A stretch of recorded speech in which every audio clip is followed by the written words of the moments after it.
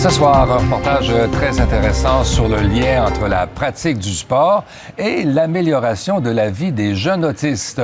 On le sait, les autistes ont des difficultés à interagir en société. Ils se retrouvent parfois en détresse devant le changement. Ils peuvent avoir des réactions émotionnelles subites, démesurées. Et si la pratique du sport, très encadrée, les aidait à mieux s'épanouir? On écoute Diane Sauvé. Je suis dans l'équipe du hockey adapté les Lynx. On est pareil, on est tous autistes, fait qu'on se comprend tous. C'est très beau de voir ça, des petits enfants sourire puis être joyeux. Bienvenue chez les Lynx de Saint-Jean. J'ai compris? Une équipe pour enfants autistes et mordus de hockey. Du hockey adapté. Ici, le parent accompagne son enfant sur la glace. On peut pratiquer à son rythme. Tandis que si on était dans les ligues régulières, des fois, ils nous font forcer. Pas facile pour Antoine d'intégrer l'éducation physique à l'école régulière. Il y a 2 ans, sa mère l'a inscrit chez les Lynx. Antoine, il y a 2 ans, c'est un garçon qui était un peu plus retiré. C'est un garçon qui manquait de confiance en lui, qui était souvent déprimé de voir qu'il n'avait pas les capacités de suivre ses amis. Si le hockey lui a permis de développer un meilleur tonus, une meilleure coordination et un sentiment d'appartenance, il y a bien plus encore. Ce qu'on veut, c'est que notre enfant soit heureux dans la vie, puis qu'il s'accepte comme il est, parce que dans le fond, tout le monde est différent. Puis Antoine, il accepte sa différence, puis même qu'il est fier de l'afficher maintenant. J'ai vraiment changé, je suis pas mal content. Jouer en équipe pour les enfants autistes, ça peut devenir tout un défi. Vélika Fecteau, qui a mis sur pied les Lynx, voit la différence chez son fils Nathan. Maintenant, c'est plus facile pour lui d'interagir avec les autres enfants, de se faire des amis. Il se rend compte qu'il n'y a pas juste ses sujets à lui qui peuvent être intéressants. De l'autre côté, Dès janvier, une autre équipe verra le jour à Varennes.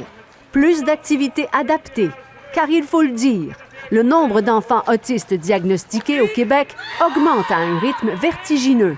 Annuellement, ça augmente près de 20 par année. Donc, on peut penser que dans 5 ans, ça va doubler. On n'aura pas 13 000, on va en avoir 26 000. Ce qu'on ne peut pas faire, se battre avec les autres. À Boisbriand, on se sert du hockey et du patinage comme thérapie pour les enfants autistes. On y arrive avec notamment un code de vie. Grâce au hockey, il y a une volonté de rentrer dans des règles de jeu établies et de pouvoir, à partir de là, vivre d'autres expériences de socialisation, des expériences de nouvel apprentissage. Ici Hugo 44 à Boisbriand.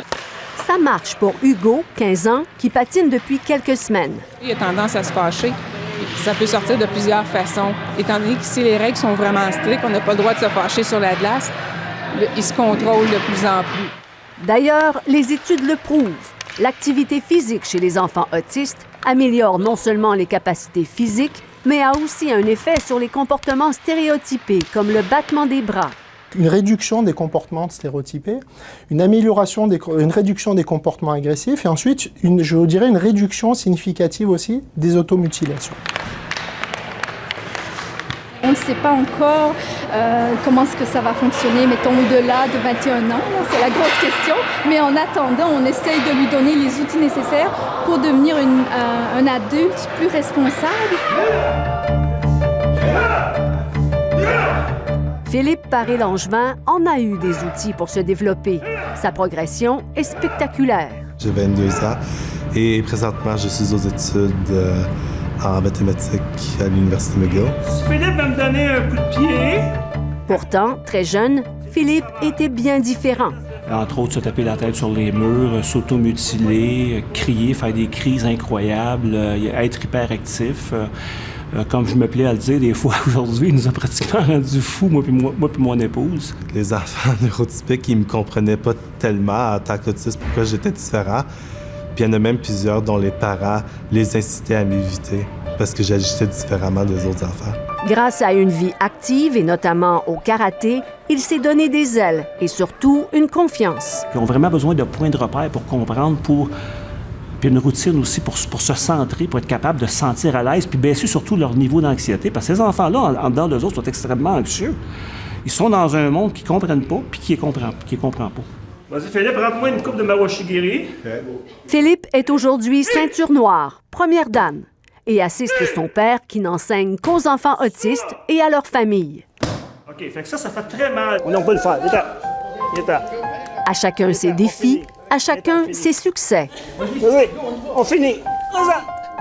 Jordan est non seulement autiste, mais a aussi une déficience intellectuelle. Excellent. Bravo, bravo tout le monde. Un déficit d'attention, est dyspraxique et ne parle pas, mais il avance. Vous êtes prêts? Oui. C'est bon. En travaillant sa motricité, Benjamin, 15 ans, a lui aussi trouvé la confiance, au grand bonheur de sa mère, Patricia Paquin, même si tout ça demeure un défi sensoriel. Le côté écho, il y a beaucoup de bruit. Quand on est avec les baignades libres, il y a beaucoup d'enfants autour, il y a les sifflets, il y a l'eau aussi. Alors tout ça, ça le désensibilise. Le kinésiologue Jean-Charles Grelier doit faire preuve d'imagination pour garder l'attention de Benjamin. La clé, le plaisir. Le dépassement de soi, c'est quelque chose qui est très à la mode. Pour moi, ce qui m'intéresse plus, c'est leur permettre d'apprendre à savoir qui ils sont. Hey, champion! Puis maintenant, quand on va en vacances, que ce soit à la mer, ben moi, je peux être sur ma chaise longue puis prendre du soleil parce que cet enfant-là, il est capable de s'organiser tout seul. Puis l'autonomie, c'est ce que tous les parents d'enfants différents souhaitent le plus au monde. Il y a eu des deuils à faire pour ses parents et maintenant des victoires à célébrer. Nous, il nous avait dit que peut-être ne marchera jamais. Là. Aujourd'hui, il joue au hockey. Il a fait le défi Pierre Lavoie l'année passée. Beaucoup de fierté, des émotions. De la joie. Ça me fait... Ça me fait chaud au cœur de voir que Rémi est capable de tellement de choses. C'est des grands défis qui vont lui servir toute sa vie et qui nous apprennent aussi à être fiers. Ouais.